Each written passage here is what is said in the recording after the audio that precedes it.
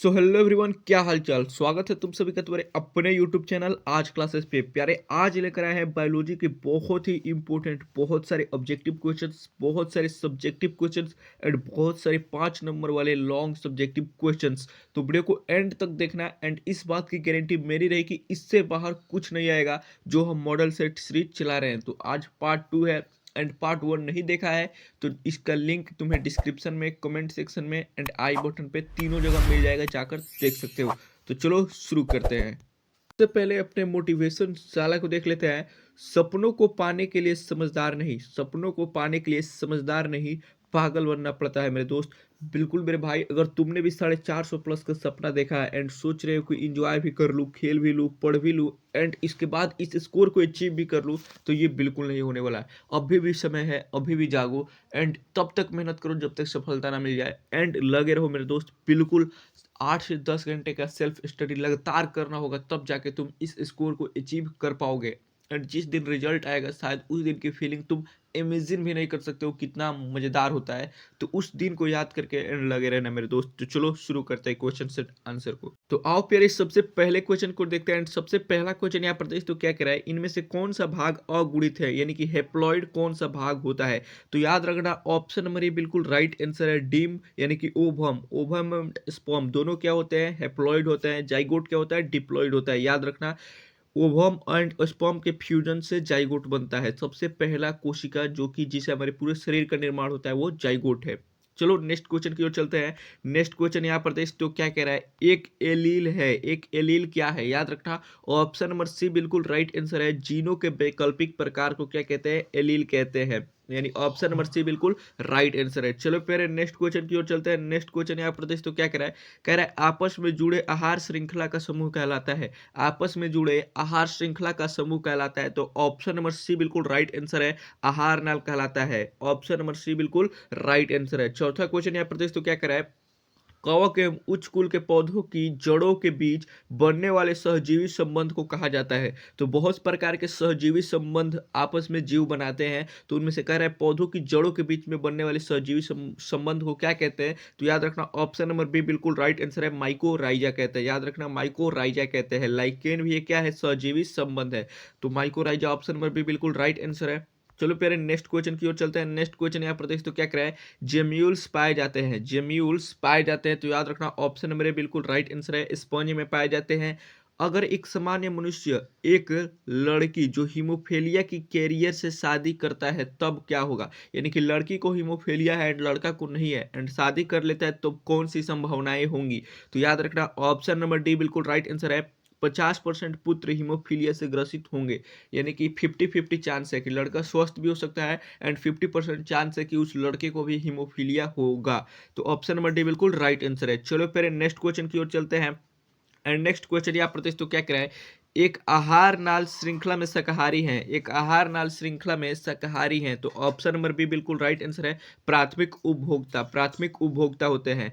And next question की ओर चलते हैं और नेक्स्ट क्वेश्चन को देखते हैं। नेक्स्ट क्वेश्चन यहाँ पे कह रहा है, इनमें से कौन सा जैव उर्वरक धान के खेत में उपयोग होता है। इनमें से कौन सा जैव उर्वरक धान के खेत में उपयोग होता है। तो याद रखना ऑप्शन नंबर सी बिल्कुल राइट आंसर है, साइनोबैक्टीरिया। ऑप्शन नंबर सी बिल्कुल राइट आंसर है, साइनोबैक्टीरिया। और नेक्स्ट क्वेश्चन को देखते हैं। नेक्स्ट क्वेश्चन यहाँ प्रदेश तो क्या कह रहा है, इनमें से किस पौधे में क्लिटोगेमी पाया जाता है। याद रखना क्लिस्टोगेमी किस में पाया जाता है। तो ऑप्शन नंबर सी बिल्कुल राइट आंसर है, कॉमेलिना में पाया जाता है क्लिस्टोगेमी। चेस्मोगेमी एंड क्लिस्टोगेमी दो प्रकार होता है, तो याद रखना क्लिस्टोगेमी कॉमेलिना में पाया जाता है। नेक्स्ट क्वेश्चन यहाँ पे कह रहा है, डीएनए का वह भाग जो अपना स्थान बदलता रहता है क्या कहलाता है। डीएनए का वह भाग जो अपना स्थान बदलता रहता है क्या कहलाता है। तो ट्रांसपोजॉन्स। याद रखना ऑप्शन नंबर बी बिल्कुल राइट आंसर है। चलो फिर नेक्स्ट क्वेश्चन की ओर चलते हैं एंड नेक्स्ट क्वेश्चन यहाँ प्रतीश तो क्या करा है, एक पारिस्थितिक तंत्र के जैविक कारक है। एक पारिस्थितिक तंत्र के जैविक कारक हैं, तो याद रखना ऑप्शन नंबर डी बिल्कुल राइट आंसर है, उत्पादक, उपभोक्ता एवं अपघटनकर्ता। 3 जैविक कारक होते हैं, उत्पादक मतलब कि हरे पेड़ पौधे, उपभोक्ता यानी कि हम लोग हो गए, अपघटनकर्ता यानी कि जितने भी माइक्रो ऑर्गेनिज्म हो गए, ये 3 होते हैं। यानी ऑप्शन नंबर डी बिल्कुल राइट आंसर है। चलो प्यारे नेक्स्ट क्वेश्चन की ओर चलते हैं। नेक्स्ट क्वेश्चन यहाँ प्रदेश तो क्या कह रहा है, तो यहाँ पर 12 नंबर प्रश्न देख सकते हो क्या कह रहा है, इनमें से कौन सा बैक्टीरिया दूध को दही में बदल देता है। इनमें से कौन सा बैक्टीरिया दूध को दही में बदल देता है, तो याद रखना लैक्टोबैसिलस। ऑप्शन नंबर बी बिल्कुल राइट आंसर है, लैक्टोबैसिलस मिल्क को कॉर्ड में बदल देता है। चलो नेक्स्ट क्वेश्चन की ओर चलते हैं। नेक्स्ट क्वेश्चन यहाँ प्रदेश तो क्या कह रहा है, लीची का खाने वाला भाग है। एंड आपके बिहार बोर्ड में एक क्वेश्चन कई बार आ चुका है, याद रखना बहुत ही इंपॉर्टेंट क्वेश्चन है। लीची का खाने वाला भाग होता है, तो याद रखना ऑप्शन नंबर सी बिल्कुल राइट आंसर है, एरिल होता है। ऑप्शन नंबर सी बिल्कुल राइट आंसर है, एरिल। चलो नेक्स्ट क्वेश्चन की ओर चलते हैं। नेक्स्ट क्वेश्चन यहाँ प्रदेश तो क्या कह रहा है, नेक्स्ट क्वेश्चन यहाँ पे कह रहा है 64 कोडॉन में से कितने एमिनो अम्ल के लिए कोड होते हैं। एमिनो अम्ल के लिए कोड कितने होते हैं, ये भी क्वेश्चन आपके बिहार बोर्ड में कई बार आ चुका है, तो याद रखना बहुत ही इंपॉर्टेंट क्वेश्चन है। आओ देखते हैं। तो इसका राइट आंसर हो जाएगा ऑप्शन नंबर सी, 61 कोडॉन होते हैं। 64 में से 61 कोडॉन एमिनो अम्ल के लिए होते हैं, 3 को छोड़ के। नेक्स्ट क्वेश्चन क्या कह रहा है, आओ देखते हैं। नेक्स्ट क्वेश्चन यहाँ पे कह रहा है पारिस्थितिक तंत्र के अंदर ऊर्जा का प्रवाह एक जीव से दूसरे जीव में किस रूप में होता है, किस रूप में होता है, तो याद रखना ऑप्शन नंबर तो तुम्हारा ऑप्शन नंबर सी बिल्कुल राइट आंसर है, रासायनिक पदार्थ के रूप में। ऑप्शन नंबर सी बिल्कुल राइट आंसर है, केमिकल्स के रूप में। चलो नेक्स्ट क्वेश्चन की ओर चलते हैं। नेक्स्ट क्वेश्चन यहाँ प्रदेश तो क्या कह रहा है, बैक्टीरिया की खोज किसने की थी। बैक्टीरिया की खोज किसने की थी, तो याद रखना ऑप्शन नंबर सी बिल्कुल राइट आंसर है, लुएन हॉक ने किया था। याद रखना ऑप्शन नंबर सी बिल्कुल राइट आंसर है। चलो नेक्स्ट क्वेश्चन की ओर चलते हैं। नेक्स्ट क्वेश्चन यहाँ प्रदेश तो क्या कह रहा है, नेक्स्ट क्वेश्चन कह रहा है कौन सा कथन सत्य है, कौन सा कथन सत्य है, which one is correct statement. तो आओ देखते हैं। तो ऑप्शन नंबर ए बिल्कुल राइट आंसर है, तुल्य रूपता अभिसारी विकास पर आधारित है। तुल्य रूपता अभिसारी विकास पर आधारित है, यही कथन सत्य है। Analogous are result of convergent evolution. चलो नेक्स्ट क्वेश्चन की ओर चलते हैं। नेक्स्ट क्वेश्चन यहाँ प्रदेश तो क्या कह रहा है किसने कहा था कि जीवन रूपों का विकास अंग के उपयोग एवं अनुपयोग के कारण हुआ है। एंड ये आप क्लास 10th में भी ऑलरेडी पढ़ के आ चुके हैं, बायोलॉजी के 6 चैप्टर अनुवांशिकी वाले में। तो आओ देखते हैं। तो ये तो ऑप्शन नंबर सी बिल्कुल राइट आंसर है, लेमार्क ने कहा था। याद रखना इसे ही लेमार्क का सिद्धांत भी कहा जाता है। आप जिस अंग का ज्यादा इस्तेमाल करते हैं उसका विकास ज्यादा होता है, और जिस अंग का इस्तेमाल करना आप छोड़ देते हैं उसका विकास नहीं होता है, ये लेमार्क ने कहा था। और नेक्स्ट क्वेश्चन की ओर चलते हैं। नेक्स्ट क्वेश्चन यहाँ पर देख तो क्या कह रहा है, नेक्स्ट क्वेश्चन कह रहा है थॉमस माल्थस के कार्य हैं। थॉमस माल्थस के कार्य हैं, तो याद रखना ऑप्शन नंबर ए बिल्कुल राइट आंसर है, समिष्ट संवर्धन यानी कि पॉपुलेशन। ऑप्शन नंबर ए बिल्कुल राइट आंसर है। आओ प्यारे नेक्स्ट क्वेश्चन की ओर चलते हैं। नेक्स्ट क्वेश्चन यहाँ पर देखते हो क्या कह रहा है, नेक्स्ट क्वेश्चन कह रहा है शकरकंद तथा आलू उदाहरण है, विकास के आधार पर बताइए। विकास के आधार पर ये किसके उदाहरण है, तो याद रखना तुल्य रूपता के उदाहरण है, एनालॉगस। ऑप्शन नंबर बी बिल्कुल राइट आंसर है। आओ प्यारे नेक्स्ट क्वेश्चन की ओर चलते हैं। नेक्स्ट क्वेश्चन यहाँ पर देखते हो क्या कह रहा है, एल मिलर थे, एस एल मिलर थे, तो याद रखना ऑप्शन नंबर सी बिल्कुल राइट आंसर है, अमेरिकन वैज्ञानिक थे। ऑप्शन नंबर सी बिल्कुल राइट आंसर है, अमेरिकन वैज्ञानिक थे। आओ नेक्स्ट क्वेश्चन की ओर चलते हैं। नेक्स्ट क्वेश्चन यहाँ पर देख तो क्या कह रहा है, कह रहा है प्राकृतिक वर्ण चुनाव का सिद्धांत किसने दिया था। प्राकृतिक वर्ण या चुनाव का सिद्धांत किसने दिया था, तो याद रखना डार्विन ने दिया था। ऑप्शन नंबर बी बिल्कुल राइट आंसर है। आओ प्यारे नेक्स्ट क्वेश्चन की ओर चलते हैं। नेक्स्ट क्वेश्चन यहाँ प्रदेश तो क्या कह रहा है, नेक्स्ट क्वेश्चन कह रहा है समजातीय संरचना वे होते हैं जिनके डैश डैश डैश हो, क्या हो, तो याद रखना ऑप्शन नंबर तुम्हारा बिल्कुल राइट आंसर है ए। याद रखना शारीरिक संरचना समान लेकिन क्रियाकलाप में समानतः भिन्नता हो, उसे क्या कहते हैं, समजातीय संरचना कहते हैं। एंड यहाँ से 2 नंबर वाला क्वेश्चन ये कई बार आ चुका है कि समजातीय संरचना किसे कहते हैं, तो याद रखना समजातंग असमजातंग। तो और नेक्स्ट क्वेश्चन की ओर चलते हैं प्यारे। नेक्स्ट क्वेश्चन यहाँ प्रदेश तो क्या कह रहा है, नेक्स्ट क्वेश्चन यहाँ पे कह रहा है निम्नलिखित में से कौन ह्यूमोरोलर प्रतिरक्षा के लिए जिम्मेदार है। याद रखना ह्यूमोरोलर प्रतिरक्षा के लिए इनमें से कौन सा जिम्मेदार है, तो ऑप्शन नंबर ए बिल्कुल राइट आंसर है, बी लिम्फोसाइट्स। बी लिम्फोसाइट्स ये भी डब्ल्यूबीसी का प्रकार होता है। कोकीन प्राप्त किया जाता है, याद रखना कोकीन कहाँ से प्राप्त किया जाता है, तो ऑप्शन नंबर डी बिल्कुल राइट आंसर है, इरिथ्रोजाइलोन कोका से। याद रखना इरिथ्रोजाइलोन कोका से प्राप्त किया जाता है। ऑप्शन नंबर डी बिल्कुल राइट आंसर है। नेक्स्ट क्वेश्चन की ओर चलते हैं। नेक्स्ट क्वेश्चन यहाँ प्रदेश तो क्या कह रहा है, अफीम के अत्यधिक प्रयोग से होता है। अफीम के अत्यधिक प्रयोग से क्या होता है, तो याद रखना ऑप्शन नंबर डी बिल्कुल राइट आंसर है, भोजन की यहाँ पर शरीर में वजन की कमी, भोजन में अरुचि, बांझपन, इनमें से सभी होते हैं अफीम की ज्यादा प्रयोग से। आओ नेक्स्ट क्वेश्चन की ओर चलते हैं। नेक्स्ट क्वेश्चन यहाँ प्रदेश तो क्या कह रहा है, क्वेश्चन यहाँ प्रदेश तो क्या कह रहा है, सक्रिय प्रतिरक्षा की खोज की, सक्रिय प्रतिरक्षा की खोज किसने की थी, तो याद रखना ऑप्शन नंबर डी बिल्कुल राइट आंसर है, इनमें से किसी ने भी नहीं किया था। याद रखना ऑप्शन नंबर डी बिल्कुल राइट आंसर है। आओ फिर नेक्स्ट क्वेश्चन की ओर चलते हैं। नेक्स्ट क्वेश्चन यहाँ प्रदेश तो दवा कितने प्रकार की होती है। दावा कितने प्रकार की होती है? तो याद रखना ऑप्शन नंबर जो तुम्हारा बी है बिल्कुल राइट आंसर है। 2 प्रकार की होती है, दावा 2 प्रकार की होती है। तो यहाँ पर प्यारे हमने बहुत ही इम्पोर्टेंट, यहाँ पर देख तो बहुत ही इंपॉर्टेंट 28 ऑब्जेक्टिव क्वेश्चंस को डिस्कस किया है। अब 2 नंबर वाले क्वेश्चंस को डिस्कस करने वाले हैं, तो वीडियो हेल्पफुल लग रहा होगा, थोड़ा सा भी इंपॉर्टेंट लग रहा होगा तो वीडियो को लाइक कर देना एंड वीडियो को शेयर जरूर से करना। एंड नया हो चैनल पर तो सब्सक्राइब कर लो ताकि तुम्हारी भी तैयारी मजेदार तरीके से चले। तो आओ 2 नंबर वाले क्वेश्चंस को देखते हैं।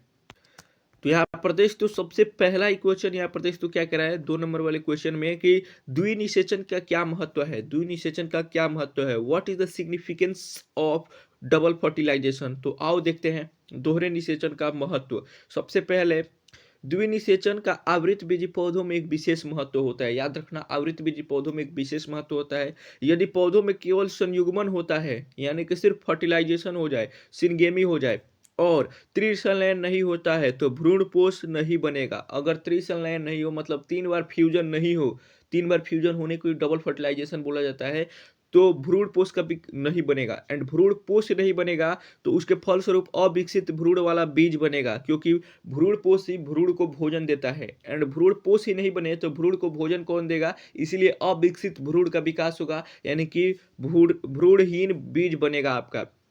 एंड दूसरा महत्व क्या है यहाँ पर आओ देखते हैं। एंड इंग्लिश मीडियम वाले बहुत ज़्यादा कमेंट कर रहे थे कि भैया हमारे लिए भी कुछ कीजिए, तो आपके लिए भी इंग्लिश मीडियम में लेकर आ चुके हैं, स्क्रीनशॉट अपना ले सकते हो। तो यहाँ प्रदेश तो क्या कह रहा है, द्विनिषेचन के फलस्वरूप ही भ्रूणपोष का निर्माण होता है, जो कि अभी आपने समझाया। भ्रूणपोष ही भ्रूण के भोज्य पदार्थ होते हैं, ये भी हमने आपको समझाया। भ्रूणपोष में मातृ एवं पितृगुण सूत्र पाए जाते हैं, अतः भ्रूणपोषीय कोशिकाओं में संकर योजन यानी हाइब्रिड विग्योर के कारण शरीर क्रियात्मक आक्रमणता दिखाती है।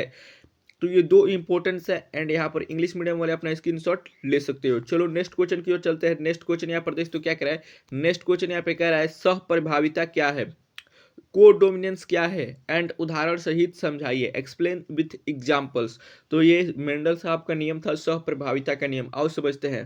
कह रहे हैं अगर पहली पीढ़ी के संकर में अगर किसी जीन के दोनों युग्म विकल्पी या एलील समान रूप से साथ साथ अभिव्यक्त होते हैं, माने दोनों का फुल डोमिनेंस हो, दोनों अपना पूर्ण रूप से डोमिनेंस साबित कर रहे हैं, कोई भी रिसेसिव और कोई भी डोमिनेंट नहीं बल्कि दोनों डोमिनेंट है, तो इन युग्म विकल्पी को सहप्रभावी एलील कहा जाता है। जब दोनों एक ही तरह गुण प्रदर्शित करते हैं, समान प्रभावी होते हैं, तो इन्हें कहा जाता है सहप्रभावी एलील। तथा इनकी वंशागति को सहप्रभाविता कहा जाता है, क्योंकि दोनों एक साथ डोमिनेंस शो कर रहे हैं। लेकिन दूसरी पीढ़ी में संतानों का जीन प्रारूप एवं और लक्षण प्रारूप दोनों 1:2:1 का अनुपात होता है। उदाहरण के लिए मवेशियों में त्वचा के बालों के रंग की सहप्रभाविता, याद रखना मवेशियों में त्वचा के बाल की सहप्रभाविता, ये 100% डोमिनेंस शो करता है। जैसे माता में होता है वैसे उसके पुत्र में भी होता है। तो यहाँ पर 100% डोमिनेंस होता है एंड इसका जो होता है यहाँ पर कई बार ऑब्जेक्टिव में पूछा जा चुका है, 1:2:1।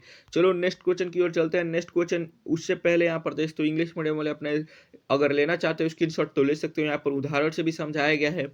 देख तो यहाँ पर हमने लिया है रेड कोट कलर वाली एंड उसके बाद से लिया व्हाइट कोट कलर वाले, 2 हमने लिया, एक मेल एंड एक फीमेल, दोनों को क्रॉस कराया तो जो पहली पीढ़ी बनेगी उसमें कौन सा कलर आएगा? रोन कलर आएगा, मतलब कि मैरून कलर आ जाएगा आपका पहली पीढ़ी में, यानी कि दोनों ने अपना डोमिनेंस साबित किया। एंड दूसरी पीढ़ी में क्या होगा, तो ऐसी संभावना बनेगी कि या तो सिर्फ लाल रंग का हो जाए बछड़ा जो होगा, या फिर आपका रॉन यानी मैरून कलर का हो जाए, या फिर सिर्फ व्हाइट कलर का हो जाए। लेकिन पहली पीढ़ी में फुल डोमिनेंस शो करेगा एंड दोनों कलर दिखाई देगा। यही है आपका सहप्रभाविता का नियम। आओ समझते हैं one of the most important question जो कि तुम्हारे स्क्रीन पे आ चुका है, बीटी कॉटन क्या है। एंड ये कई बार आपके बोर्ड एग्जाम में पूछा जा चुका है, तो याद रखना व्हाट इज बीटी कॉटन। तो आओ समझते हैं। यह पीड़क प्रतिरोधी फसलों का निर्माण करता है, पीड़क प्रतिरोधी फसलों का निर्माण करता है, जो पीड़क नाशकों की मात्रा को कम प्रयोग में लाती है। बीटी एक प्रकार का जीव विष है जो एक जीवाणु बेसिलस यूरेंजिएसियस के द्वारा उत्पादित होता है, जिसे संक्षेप में बीटी कहते हैं। बीटी जीव विष जिन जीवाणु से क्लोनित होकर पौधों में प्रकट होकर कीड़ों या पीड़कों के प्रति प्रतिरोधकता उत्पन्न करता है, जिसमें कीटनाशकों के उपयोग की भी आवश्यकता नहीं होती है। अगर आप बीटी कॉटन का इस्तेमाल करते हैं तो उसमें किसी भी कीटनाशक की आवश्यकता नहीं पड़ती है। इस प्रकार से जैव पीड़कनाशियों का निर्माण होता है, मतलब कि जैव मतलब कि हम ऑर्गेनिक खेती कर पाते हैं यहाँ पर, हमें फर्टिलाइजर्स का यूज नहीं करना पड़ता है, कीटनाशकों का इस्तेमाल नहीं करना पड़ता है। बीटी कॉटन इसी का एक उदाहरण है। तो यहाँ पर देख तो इंग्लिश मीडियम वाले अपना स्क्रीनशॉट ले सकते हो। बहुत ही इंपॉर्टेंट क्वेश्चन था ये, बिहार बोर्ड में कई बार आ चुका है। अगला क्वेश्चन यहाँ पर देख तो क्या कह रहा है, रेडियोधर्मी प्रदूषण किसे कहते हैं, इसके स्रोत क्या है। रेडियोधर्मी प्रदूषण किसे कहते हैं, इसका स्रोत क्या है। तो याद रखना ये भी बहुत ही इंपॉर्टेंट क्वेश्चन है। आओ देखते हैं। तो कह रहा है रेडियोधर्मी प्रदूषण, रेडियोधर्मी पदार्थों की क्रियाशीलता के कारण मुक्त होने वाले अल्फा बीटा गामा विकिरण द्वारा होने वाले प्रदूषण को रेडियोधर्मी प्रदूषण कहते हैं।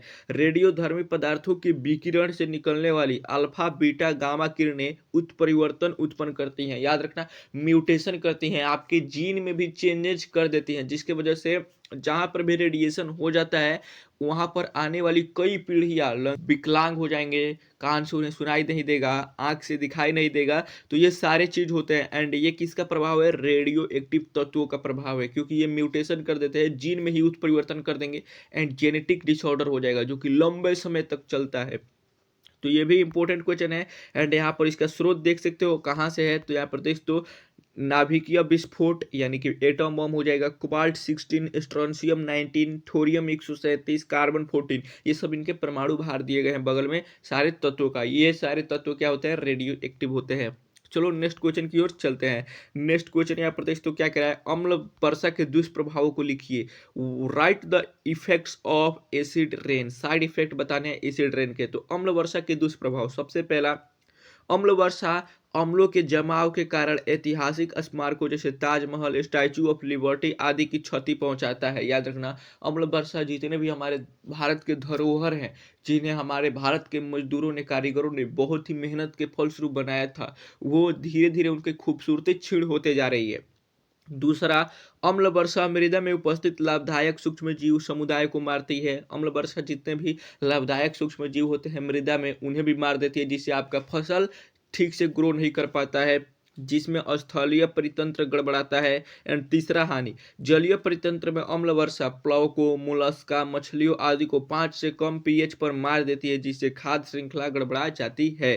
तो ये भी बहुत ही इंपॉर्टेंट है। और नेक्स्ट क्वेश्चन की ओर चलते हैं। तो आओ फिर स्क्रीनशॉट ले लेना है, यहाँ पर इंग्लिश मीडियम वाले चाहते हो यहाँ पर। तो आओ नेक्स्ट क्वेश्चन की ओर देखते हैं। नेक्स्ट क्वेश्चन यहाँ पर देख तो क्या करा है, सन स्पर्श संदमन की व्याख्या करें। सन स्पर्श संदमन की व्याख्या करें। तो यहाँ पर देख तो कंटेक्ट इनहिबिशन क्या है, अनियंत्रित कोशिका विभाजन द्वारा कोशिका में असाधारण वृद्धि या गुणन होना कैंसर की पहचान है। कैंसर पीड़ित कोशिकाओं को मेलिग्नेंट निपोप्लाज्मल कहते हैं। ये कोशिकाएं पड़ोस स्थित कोशिकाओं की कीमत पर आवश्यक पोषक तत्व लेकर अपनी वृद्धि करता है तथा अंततः पड़ोसी कोशिकाओं को भी मार देता है। कैंसर कोशिकाएं सामान्य कोशिकाओं के संपर्क में आने पर उनमें गति तथा वृद्धि को स्थगित कर देती हैं। उनके इस गुण को संस्पर्शन या संदमन कहते हैं। याद रखना, ये भी बहुत ही इंपॉर्टेंट है। चलो नेक्स्ट क्वेश्चन की ओर चलते हैं। नेक्स्ट क्वेश्चन यहाँ पर देख तो क्या कह रहा है, नेक्स्ट क्वेश्चन यहाँ पर कह रहा है शांतिकारक औषधि क्या है, उदाहरण के साथ समझाइए। What is tranquillisers, explain with examples. तो शांतिकारक औषधि मानसिक चिंता व तनाव से मुक्ति दिलाती है तथा मन को शांति प्रदान करती है। उदाहरण स्वरूप यहाँ पर देख तो बेंजोडाइजेपिन्स, यहाँ पर देख तो यह मानसिक चिंता को दूर करने, मन को शांत करता है। दूसरा, फेनोथाइजिन्स, ये मानसिक रोगियों में ये चिंता निवारण का कार्य करती है। तीसरा, रिसरपाइन, देख सकते हो यहाँ पर रिसरपाइन, यह अस्पारगंधा से प्राप्त की जाती है, जो मानसिक चिंता तथा तनाव से छुटकारा दिलाती है। तो यहाँ पर इंग्लिश मीडियम वाले अपना स्क्रीनशॉट ले सकते हो। चलो फिर नेक्स्ट क्वेश्चन की ओर चलते हैं। यहाँ पर देख तो क्या कह रहा है, नेक्स्ट क्वेश्चन कह रहा है विद्यालयों में यौन शिक्षा को क्यों बढ़ावा देना चाहिए। तो इसके कुछ कारण बताइए। तो विद्यालयों में यौन शिक्षा की पढ़ाई को बढ़ावा दिया जाना चाहिए ताकि युवाओं को सही जानकारी मिल सके। दूसरा, बच्चे यौन संबंधी विभिन्न पहलुओं के बारे में फैली भ्रांतियों पर विश्वास ना करें। एंड तीसरा, उन्हें यौन संबंधी गलत धारणाओं से छुटकारा मिल सके। एंड वो जब जागरूक हो जाएंगे तो जनसंख्या पर भी नियंत्रण होगा। ये बहुत सारे लाभ हैं। यहाँ पर देख तो नेक्स्ट क्वेश्चन क्या कराए, यहाँ पर 4 जनन संबंधी समस्याओं का नाम लिखे। तो यहाँ पर देख तो गर्भता, प्रसव, यौन संचारित रोग, गर्भपात, वंध्यता, ऋतुस्राव संबंधी समस्याएं। तो यहाँ पर हमने 6 बता दिए, यहाँ पर 4 ही लिखना था, तो आप यहाँ पर लिख सकते हो। चलो यहाँ पर स्क्रीनशॉट ले लेना इंग्लिश मीडियम वाले। अब one of the most important question जो कि कई बार 5 नंबर में ही पूछ दिया जाता है, शुक्राणु का एक नामांकित आरेख बनाइए। तो आओ देखते हैं। तो यहाँ पर देख तो शुक्राणु का एक नामांकित चित्र यहाँ पर होता है एक्रोसोम, जिसको शीश या हेड को बोलते हैं हम एक्रोसोम। यहाँ पर देख तो ऊपर लगा होता है एक्रोसोम, बीच में इसके केंद्रक होता है। यहाँ पर देख तो सेंट्रियोल होता है यहाँ पर नेक के पास इसके, और बीच में ये मिडिल भाग होता है। यहाँ पर माइटोकॉन्ड्रिया होता है। एंड ये है इसका टेल। टेल क्या करता है, तो इसको आपको गति करने में, मोशन करने में मदद करता है, याद रखना है। चलो नेक्स्ट क्वेश्चन की ओर चलते हैं। नेक्स्ट क्वेश्चन यहाँ पर देख तो क्या कह रहा है, नेक्स्ट क्वेश्चन यहाँ पे कह रहा है मारक टी कोशिकाएं यानी कि किलर टी सेल्स किस प्रकार कार्य करती हैं। एंड ये भी one of the most important question है, तो याद रखना मारक कोशिकाएं यानी कि टी सेल किस प्रकार कार्य करती हैं। प्रदेश तो मारक टी कोशिकाएं किस प्रकार कार्य करती हैं, तो ये कोशिकाएं संक्रमण वाले स्थान पर पहुंचकर, जहां पर भी संक्रमण है, ऐसे पदार्थों का स्रावण करती है, ऐसे केमिकल्स का रिसाव करती हैं जिसे फेगोसाइटस आकर्षित होकर एंटीजन को भक्षण के लिए तैयार हो जाता है, एंटीजन को खाने के लिए तैयार हो जाता है। फेगोसाइटस पर फोरिन नामक प्रोटीन का स्राव करती है जो एंटीजन युक्त या संक्रमित दैहिक कोशिकाओं को तथा जीवाणुओं आदि को कोशिका भित्ति की छिद्रित करके उन्हें भी नष्ट करती है। तो ये टी सेल्स, इसीलिए इसे किलर टी सेल्स कहा जाता है। चलो नेक्स्ट क्वेश्चन की ओर चलते हैं। एंड यहाँ पर प्यारे हमने बहुत ही इंपॉर्टेंट 2 नंबर वाले क्वेश्चन डिस्कस कर लिया। 5 नंबर वाले one of the most important questions को डिस्कस करने वाले हैं, तो वीडियो को एंड तक देखना। एंड वीडियो हेल्पफुल लग रहा होगा तो वीडियो को लाइक जरूर से करना है। सारा का सारा पेपर यहीं से बनेगा, इस बात की गारंटी मैं तुमको देता हूँ। तो आओ देखते हैं सबसे पहला क्वेश्चन क्या कह रहा है। जैव विविधता की परिभाषा लिखिए। जैव विविधता के किन्हीं 3 मुख्य घटकों को संक्षिप्त में विवरण दीजिए। तो आओ समझते हैं। तो यहाँ पर देख तो क्या कह रहा है, जैव विविधता प्रत्येक स्तर पर पाई जाने वाली विविधता का जैविक संगठन है। दूसरे शब्दों में विभिन्न प्रकार के जीवों जैसे पादप, जंतु एवं सूक्ष्म जीवों में पाई जाने वाली विविधता एवं उनके जीन में पाई जाने वाली विविधता को हम जैव विविधता कहते हैं। जैव विविधता जमीनीय, जलीय तथा पारिस्थितिक तंत्र विविधता को अपने अंदर समाहित करता है। जैव विविधता के 3 घटक हैं। आओ देखते हैं कौन कौन से। सबसे पहला अनुवांशिक विविधता, दूसरा जातीय विविधता, तीसरा पारिस्थितिक विविधता। तो सबसे पहले अनुवांशिक विभिन्नता को समझते हैं। अनुवांशिक विविधता स्पीची के अंदर निहित जीन्स की विभिन्नता से संबंधित है। कुछ स्पेशल जीन्स होते हैं, उनकी विभिन्नता से संबंधित है। एक जाति अनुवांशिक स्तर पर अपने वितरण क्षेत्र में बहुत विविधता दर्शा सकती है। जितने दूर में उपस्थित है उतने दूर में बहुत ज़्यादा विभिन्नता दर्शा सकती है। उदाहरणतः हिमालय की विभिन्न श्रेणियों में, यानी कि जितने भी उसकी चोटियां हैं, उगने वाले औषधीय पादप राउल्फिया वोमिटोरिया की अनुवांशिक विविधता, उसके द्वारा उत्पादित सक्रिय रसायन रेस्परीन, जिसे अभी हमने पढ़ के आया, जो कि मानसिक तनाव को दूर करती है, की क्षमता तथा सांद्रता से संबंधित हो सकती है। भारत के 50,000 से अधिक अनुवांशिक रूप से भिन्न धान की तथा 1,000 से अधिक आम की प्रजातियां हैं। ये दोनों क्वेश्चन बिहार बोर्ड में ऑब्जेक्टिव में आ चुका है कि भारत में कितनी धान की प्रजातियां और कितनी आम की प्रजातियां हैं। तो 50,000 से अधिक धान की और 1,000 से अधिक आम की प्रजातियां हैं। तो ये याद रखना, ऐसे ऑब्जेक्टिव आ चुका है। चलो नेक्स्ट विभिन्नता को देखते हैं। तो जातीय विविधता क्या है, आओ समझते हैं। जातीय विविधता, जो विभिन्नता जातीय स्तर पर होती है उसमें जातीय विविधता कहते हैं। उदाहरण के लिए पश्चिमी घाट की उभयचर जातियों की विविधता पूर्वी घाट से अधिक है। पश्चिमी घाट की जितनी भी उभयचर जातियां हैं वो पूर्वी घाट से बहुत ज़्यादा भिन्न है, बहुत ज़्यादा विभिन्नता दर्शाती हैं। उसी तरह पौधे के उदाहरण ले ले तो बैगन सोलेनम मेलोंजिना, जिसका क्या नाम है, साइंटिफिक नेम है आलू, जिसे सोलेनम ट्यूबरोसम, और टमाटर जिसे सोलेनम लाइकोपेरिस्कॉन कहते हैं। सभी एक ही जीन सोलेनन से, लेकिन सभी जातियां स्तर पर भिन्न है। ये सारी की सारी एक ही स्पीसीज है, सारी की सारी एक ही स्पीसीज है, लेकिन इनकी जातियां जो है भिन्न है, जीनस इनका अलग अलग हो गया है। यहाँ पर देख तो पारिस्थितिक विविधता क्या है, जो भिन्नता पारितंत्र पर स्तर पर है उसे पारिस्थितिक विविधता कहते हैं। ये विभिन्न तरह के पारितंत्र से संबंधित है, जैसे जमीनीय, रेगिस्तान, वर्षावन, घासीय मैदान इत्यादि, और जलीय, नदियां, तालाबें, झीलें, समुद्र इत्यादि, इन सब पर निर्भर करती है। तो आओ इसको एक एक करके समझते हैं। तो यहाँ पर पारिस्थितिक विविधता 3 प्रकार की होती है, अल्फा, बीटा और गामा। तो आओ अल्फा विविधता को समझते हैं। उन जीवों की विविधता जो एक ही समुदाय के होते हैं तथा एक ही वास स्थान में पाए जाते हैं, उन्हें अल्फा विविधता कहते हैं। जैसे कि जितने भी मनुष्य रहते हैं एक पर्टिकुलर एरिया में। दूसरा बीटा विविधता, एक वास स्थान में विभिन्न समुदाय के बीच पाए जाने वाली विविधता को बीटा विविधता कहते हैं। जितनी ज़्यादा वास स्थानों में भिन्नता होगी उतनी ही ज़्यादा उस क्षेत्र में बीटा विविधता होगी। एंड तीसरा है आपका गामा विविधता। आओ समझते हैं। तो गामा विविधता क्या है? लैंडस्केप स्तर पर पाए जाने वाली विविधता को गामा विविधता कहते हैं। इस विविधता में अल्फा तथा बीटा दोनों प्रकार की विविधता सम्मिलित रहती है। ये संपूर्ण भौगोलिक क्षेत्र में वास स्थानों की विभिन्नता को दर्शाता है। तो सबसे बड़ा विविधता कौन दर्शाता है? गामा विविधता। एंड यहाँ पर इंग्लिश मीडियम में दिया गया है, तो चाहते हो तो जल्दी से स्क्रीनशॉट ले लेना। यहाँ पर स्क्रीनशॉट ले सकते हो प्यारे। आओ तुम्हें हो गया, चलो तो यहाँ पर स्क्रीनशॉट ले लेना। नेक्स्ट क्वेश्चन की ओर चलते हैं। नेक्स्ट क्वेश्चन यहाँ पर one of the most important question आ चुका है। देख तो क्या करे, परागण की परिभाषा दीजिए। पौधों में पर परागण की विधियों का वर्णन करें। पर परागण कितने तरीके से की परिभाषा लिखना है, तो आओ समझते हैं पर परागण क्या है। तो यहाँ पर देख तो क्या करे, सबसे पहले समझते हैं परागण क्या है। पराग कोश से झड़ने के बाद परागकणों का स्त्रीकेसर के वर्तिकाग्र तक स्थानांतरण को परागण कहते हैं। मतलब कि किसी एक फूल के पुंकेसर से परागकणों का निकलकर किसी दूसरे फूल या फिर उसी फूल के मादा पर यानी कि स्त्री केसर पर पहुंचने को क्या कहा जाता है? वर्तिकाग्र पर पहुंचने को क्या कहा जाता है? तो परागण कहा जाता है। परागण दो तरीके से होता है, याद रखना, स्वपरागण एवं परपरागण। एंड ये भी क्वेश्चन पिछले ही साल 5 नंबर में पूछा जा चुका है, तो बहुत इंपॉर्टेंट क्वेश्चन है, ध्यान से समझना।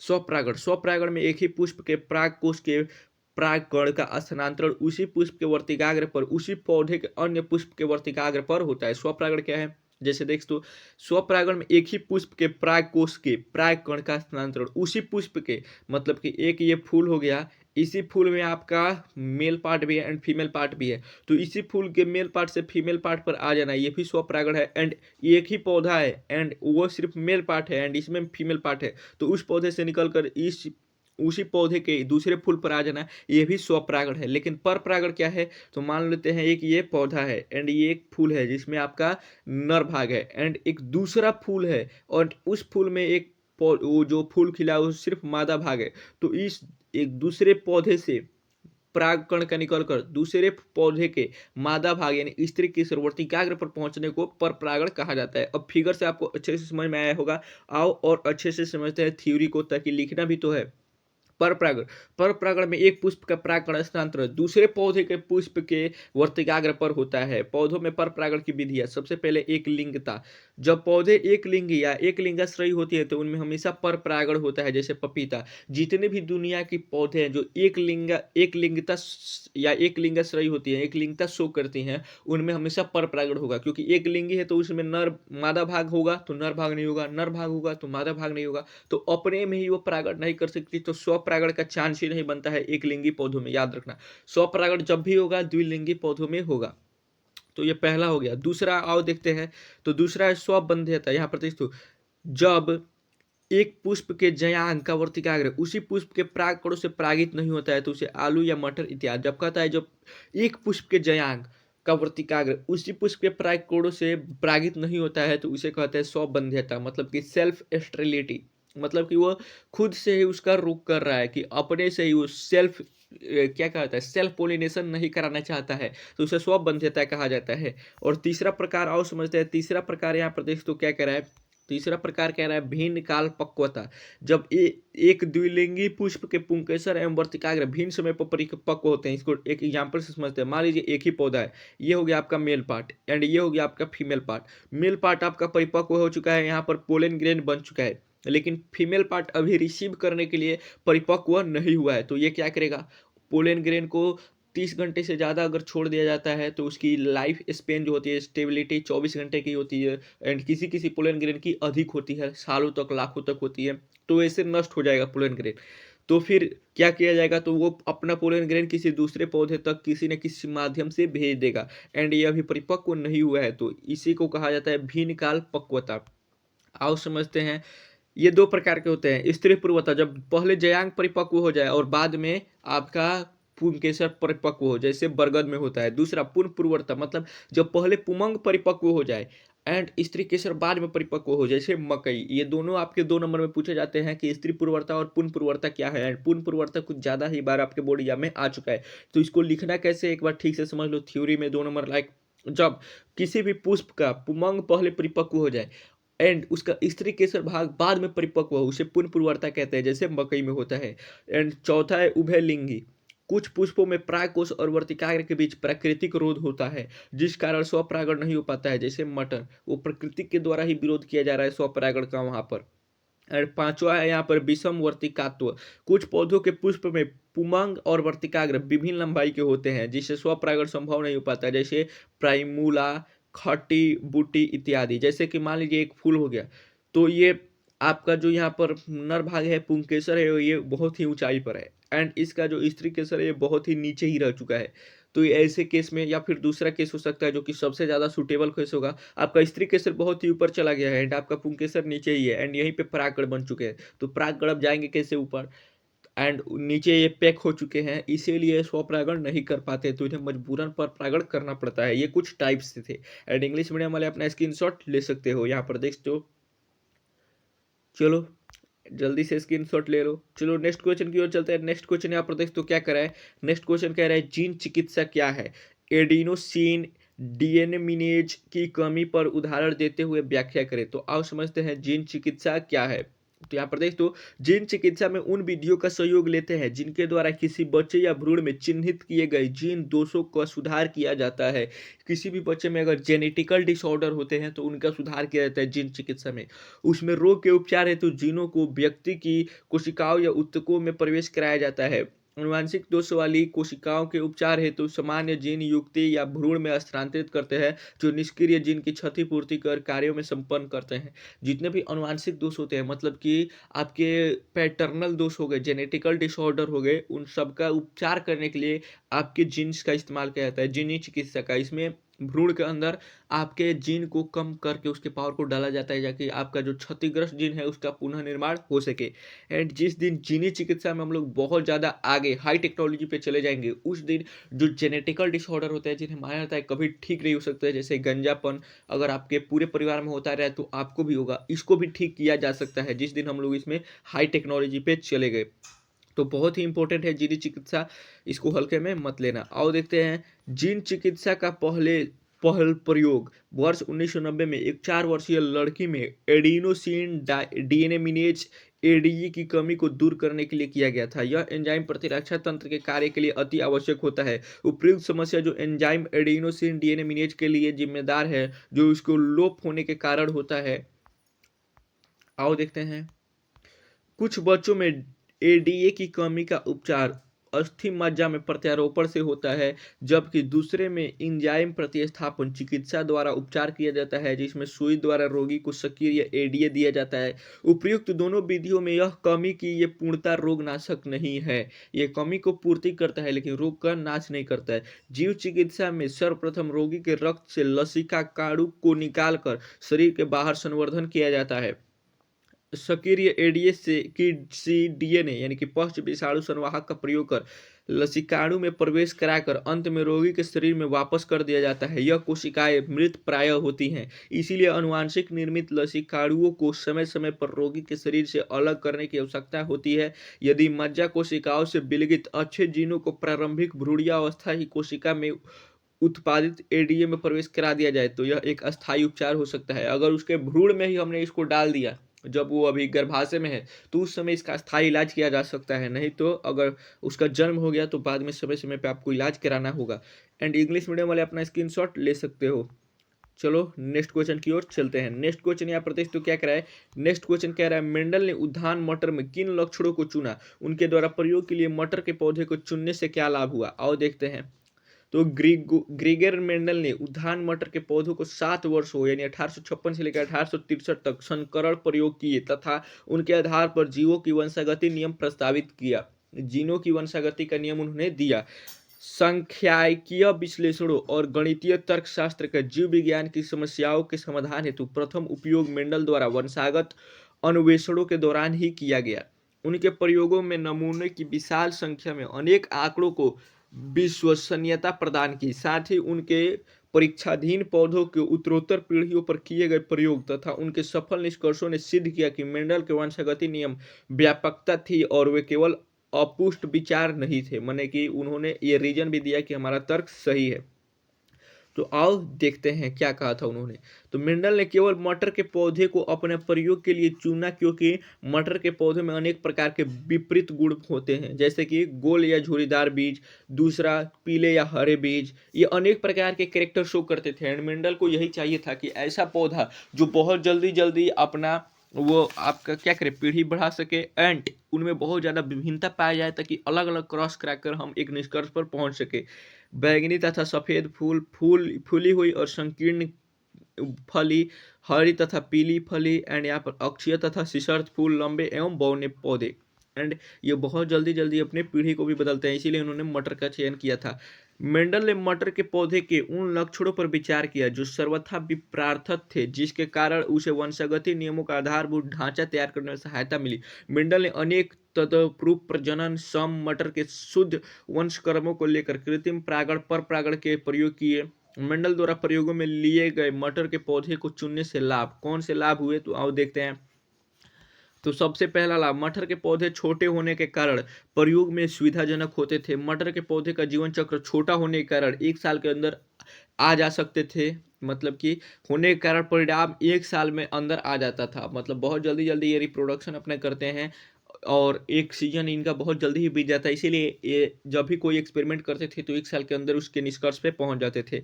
मटर के पौधे एक पीढ़ी में कई बीज उत्पन्न करते थे, जिससे सही निष्कर्ष निकालने में सहायता मिलती थी। कृत्रिम पर परागण कराना आसान होता था क्योंकि पुमंग और जयांग पूर्ण रूप से ढके रहते थे। मटर के पौधे वो 7 गुण जो उन्होंने चुना था वो तैयार रहते थे एंड मेंडल ने अपने अध्ययन के लिए एक समय सिर्फ एक ही गुण को लिया। मटर के पौधे स्वयं परागित एवं शुद्ध हैं। ये सारे कारण थे जिससे मेंडल ने उनको चुना था एंड इंग्लिश मीडियम वाले अपने स्क्रीनशॉट ले सकते हो यहाँ पे। चलो नेक्स्ट क्वेश्चन की ओर चलते हैं। नेक्स्ट क्वेश्चन यहाँ पर तो क्या करा है, नेक्स्ट क्वेश्चन कह रहा है शुक्रजनक नलिका के संरचना का सचित्र वर्णन कीजिए। शुक्रजनक नलिका के सचित्र वर्णन कीजिए, तो आओ समझते हैं। वृषण पालिका के अंदर शुक्राणु पैदा एक अति कुंडलित शुक्रजनक नलिका जिसे सेमनीफेरस ट्यूब्यूल्स में होती है। याद रखना, यहाँ से क्वेश्चन पूछा जा चुका है कि कहाँ पर बनता है, तो याद रखना सेमनीफेरस ट्यूब्यूल्स में, याद रखना सेमनीफेरस ट्यूब्यूल्स में। प्रत्येक शुक्रजनक नलिका का भीतरी भाग 2 प्रकार की कोशिकाओं से आस्तरित होती है, जिन्हें नर जर्म कोशिकाएं यानी कि शुक्र जनन या स्पर्मेटोगोनिया एवं सर्टोली कोशिकाएं कहते हैं। नर जर्म कोशिकाएं अर्धसूत्री विभाजन के फलस्वरूप शुक्राणुओं का निर्माण करती है, जबकि सर्टोली कोशिकाएं जर्म कोशिकाओं को पोषण प्रदान करती है। एंड ये भी question one of the most important question है कि सर्टोली कोशिकाएं क्या करती हैं, तो याद रखना पोषण प्रदान करती है, पोषण प्रदान करती है। ऑब्जेक्टिव में कई बार आ चुका है। शुक्रजनक नलिकाओं के बाहरी क्षेत्र को अंतराली अवकाश यानी कि इंटरस्टिशियल स्पेस कहा जाता है। इस छोटी छोटी रुधिर वाहिकाओं और अंतराली कोशिकाओं या लीडिंग कोशिकाएं, यहाँ से भी ऑब्जेक्टिव पूछा जाता है लीडिंग कोशिकाओं से, अभी समझाते हैं। लीडिंग कोशिकाएं पुंजनन यानी कि एंड्रोजन नामक वृषण हार्मोन संश्लेषित एवं स्रावित करती है। तो यही क्वेश्चन पूछा जाता है कि लीडिंग हार्मोन क्या करता है, तो याद रखना एंड्रोजन हार्मोन का स्रावित एवं संश्लेषण करता है, बनाता भी है और स्रावित भी करता है। कुछ अन्य कोशिकाएं भी होती हैं जो प्रतिरक्षात्मक कार्य करती हैं। आओ इसका फिगर देख लेते हैं एंड समझ लेते हैं। तो यहाँ पर फिगर देख लेते हैं, यहाँ पर देखते हो शुक्राणु जनन स्पर्मेटोगेनिया यहाँ पर हो रहा है, ये इंटरस्टेशियल स्पेस है। अंतराली कोशिकाएं, ये आपका शुक्राणु का निर्माण हो चुका है, बीच में देख सकते हो। एंड ये आपकी सर्टोली कोशिकाएं जो पोषण प्रदान करती है। शुक्रजनिक नलिकाओं के आरेखीय काट का दृश्य यहाँ पर देख सकते हैं। ये रहा आपका इंग्लिश में एक्सप्लेनेशन, लिख सकते हो। ये रहा आपका फिगर। चलो नेक्स्ट क्वेश्चन की ओर चलते हैं। नेक्स्ट क्वेश्चन यहाँ पर तो क्या करा है, जनन स्वास्थ्य प्राप्ति के लिए विभिन्न कार्य योजनाओं के सफलतापूर्वक क्रियान्वयन के लिए क्या क्या सुविधाएं आवश्यक हैं, तो आओ देखते हैं। सबसे पहला, जनन स्वास्थ्य प्राप्ति के लिए विभिन्न कार्य योजनाओं के क्रियान्वयन के लिए संरचनात्मक सुविधाओं, व्यावसायिक विशेषज्ञता तथा भरपूर भौतिक सहारों की आवश्यकता होती है। लोगों को जनन संबंधी समस्याओं जैसे सगर्भता, प्रसव, यौन संचारित रोग, गर्भपात, गर्भ निरोधक, माहवारी संबंधी समस्याओं, बंध्यता आदि के बारे में चिकित्सा सहायता एवं देखभाल उपलब्ध करना आवश्यक है। समय समय पर बेहतर तकनीकों और नई कार्य नीतियों को क्रियान्वित करने की भी आवश्यकता है ताकि लोगों को अधिक सुचारू रूप से देखभाल और सहायता की जा सके। बढ़ती मादा भ्रूण हत्या की कानूनी रोक के लिए एमनियोसेंटेसिस जांच, लिंग परीक्षण पर वैधानिक प्रतिबंध या व्यापक प्रतिरक्षण टीका आदि कुछ महत्वपूर्ण कार्यक्रम को भी शामिल किया जाना चाहिए। एंड इनमें से सबसे इम्पोर्टेंट जो है एमनियोसेंटेसिस पर रोक लगाना चाहिए, प्रतिबंध लगाना चाहिए, जिससे बच्चे का लिंग परीक्षण किया जाता है कि वो लड़का होगा या लड़की। लड़की होती है तो भ्रूण में ही मार दिया जाता है, जबकि वैज्ञानिकों ने इसे खोजा था एमनियोसेंटेसिस को, ताकि आपको अगर कोई रोग हो, बच्चे को अगर किसी तरीके से डिसेबल हो तो वो धरती पर आए तो उसको बहुत ही ज़्यादा कष्ट होगा, तो अगर माता पिता चाहे तो उस बच्चे को गिरा दे, इसके लिए एमनियोसेंटेसिस की खोज की गई थी। जिसमें माँ के गर्भ से भ्रूण से कुछ लिक्विड्स निकाले जाते हैं, उससे जांच किया जाता था, तो पता चलता था कि कौन से डिसऑर्डर हैं इस बच्चे को। लेकिन इसका दुरुपयोग होने लगा एंड लोग इसका लिंग परीक्षण में कराने लगे एंड भ्रूण हत्या बहुत ही ज़्यादा बढ़ चुका है। तो ये सबसे बड़ा कारण है एमनियोसेंटेसिस। इंग्लिश मीडियम वाले स्क्रीनशॉट ले सकते हो। चलो नेक्स्ट क्वेश्चन की ओर चलते हैं। नेक्स्ट क्वेश्चन यहाँ पर देखते हो क्या कह रहा है, औषधि से क्या समझते हैं आप? What do you mean by drugs? इसके दोनों प्रमुख प्रकारों का उदाहरण के साथ वर्णन करें। एंड हमने जो लास्ट ऑब्जेक्टिव किया था वहां से यही क्वेश्चन आया था कि औषधि कितने प्रकार के होते हैं, तो 2 प्रकार के होते हैं। यहाँ पर देख जो इसीलिए कहा जाता है सब्जेक्टिव पढ़ोगे तो ऑब्जेक्टिव ऑटोमेटिक तैयार हो जाएगा। वैसे पदार्थ जो शारीरिक कष्ट या रोग से निवारण, रोकथाम एवं जांच में सहायक हो उसे औषधि कहते हैं। जो शारीरिक कष्ट रोग के निवारण में सहायक होते हैं उसे औषधि कहा जाता है। आओ समझते हैं। शरीर पर पड़ने वाले अनेक प्रभाव के आधार पर औषधियों को 2 समूह में बांटा गया है। सबसे पहले मस्तिष्क प्रभावी औषधि, दूसरा स्नायु तंत्र प्रभावी औषधि। मस्तिष्क प्रभावी औषधि उनका प्रभाव प्रत्यक्ष रूप से मस्तिष्क पर पड़ता है, जिसके कारण मानव के स्वभाव में परिवर्तन हो जाता है। इसीलिए इसे मिजाज बदलने वाली दवा भी कहते हैं, जैसे कैफीन, कोकीन, अफीम, स्मेक, हीरोइन इत्यादि। ये सब हमारे लिए क्या होती हैं? दुष्विनाशकारी होती हैं। एंड दूसरा है स्नायु तंत्र प्रभावी औषधि। ये केंद्रीय स्नायु तंत्र को प्रभावित करता है और विभ्रम की स्थिति उत्पन्न करता है। उदाहरण के लिए LSD, भांग, गांजा, चरस इत्यादि। ये भी हमारे लिए नुकसानदायक है, याद रखना। तो ये इंग्लिश मीडियम में स्क्रीनशॉट ले सकते हो चाहते हो तो। एंड नेक्स्ट क्वेश्चन यहाँ पर देखते हो क्या कह रहा है, जो कि सबसे इंपॉर्टेंट क्वेश्चन है 5 नंबर में, कई बार आपके बोर्ड एग्जाम में आ चुका है। मलेरिया के लक्षण एवं रोकथाम के उपयोगों का वर्णन करें। यहाँ पर देखते हो उपायों का वर्णन करें।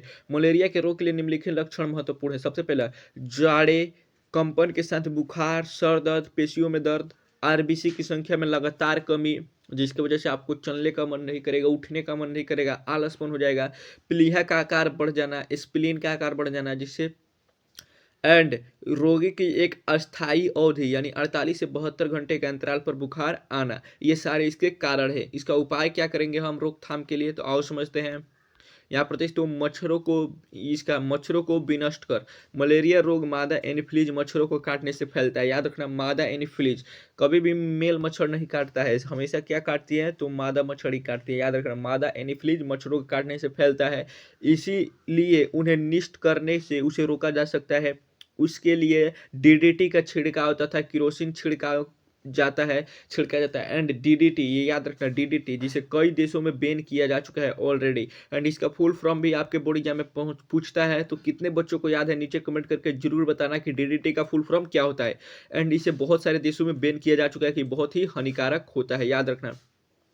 मच्छरों को गैबुनसिया नामक मछलियां से जैव नियंत्रण किया जा सकता है। लाकर आप आपके आसपास कोई गड्ढा है जहाँ पर पानी जम जाता है, उसमें लाकर छोड़ दीजिए। ये उत्पन्न हो जैसे ही उस मच्छर अपने बच्चे देते हैं तो इसे खा जाती है मछली। दूसरा, संक्रमण से बचाव। मनुष्य को मच्छरदानी का उपयोग करना चाहिए। मच्छर निरोधक क्रीम या सरसों का तेल से शरीर के खुले भाग पर लगाना चाहिए। कुनेन या प्ल्यूड्रिन नामक दवाओं का प्रयोग करना चाहिए।